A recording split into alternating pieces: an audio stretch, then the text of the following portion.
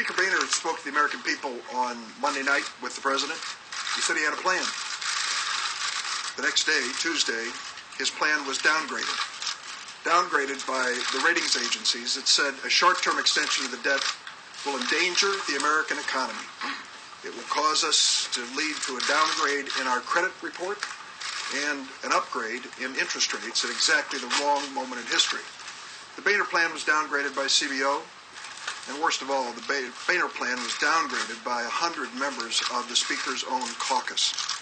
I don't know where they are today, but I would hope that they would pause and reflect on where our nation is today.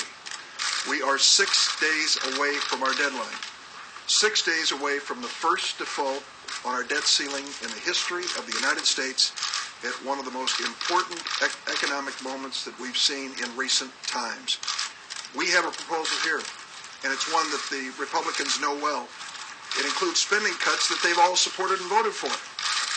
It includes an effort to extend this debt ceiling debate beyond the storm and fury of the next election campaign and to give our economy a chance to get back on its feet. And it sets up a process for us to deal with long-term indebtedness of the United States. It is a responsible approach. We are urging the Republicans now to step back, put their party caucuses aside, put their pledges to Grover Norquist aside, put their caucus pledges to one congressman or the other aside, and put this country first. We've got to get busy and roll up our sleeves today and get this job done. Well, the Speaker's plan is on life support, and it's time for him to pull the plug. We need to move on to other plans that actually have a chance of passing. Even if the Speaker is able to beg, borrow, and steal his way to 217 Republican votes, the bill remains a non-starter in the Senate, and the President will never sign it. So the Speaker's wasting precious time. Every day he spends twisting arms in his caucus, we careen closer to catastrophic default. How many times does he have to throw red meat to the extreme right in his caucus to please them? Enough already. Let's get moving and get something real done. Now, yesterday, in an apparent attempt to rally their caucus, the Republicans played a clip from a cops and robbers movie called The Town. In the scene, they chose to inspire their House freshman. One of the crooks gives a pep talk to the other, right before they both put on hockey masks, bludgeon two men with sticks, and shoot a man in the leg. Literally, in the movie, the protagonists say, people are going to get hurt, but they have to go ahead and do it anyway. Ladies and gentlemen, this is your House Republican majority. This example aside, we think Speaker Boehner is a good and reasonable man. Evidently, it was Eric Cantor who showed the film, in fairness to Speaker Boehner. We know he wants to do the right thing and compromise, but he's struggling to rein in his caucus.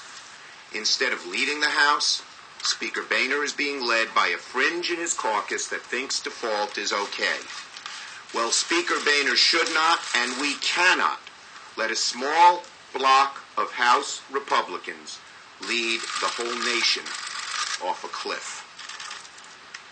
The Boehner plan, no matter how he tries to dress it up, would lead a cloud of default hanging over our heads for the next several months, undermining confidence in U.S. bonds. It could even cause a credit rating downgrade. While Republicans continue pushing an unproductive plan, Senator Reid's plan offers the potential to finally break this impasse. Our bill is the better bill in every way, even when it comes to spending cuts. As Politico reports this morning, quote, in the battle of budget scores, the Senate Democrats' deficit reduction bill is the clear winner thus far over an alternative by Speaker Boehner. So aside from avoiding default, aside from being more long-term, we have more cuts. On paper, the Republicans have no basis for rejecting the Senate plan. That's why once the House plan is defeated, and the Senate plan is the only option standing between us and default, we think Republicans will give this a long look and decide to go along. We should speed up that result and end this default crisis now.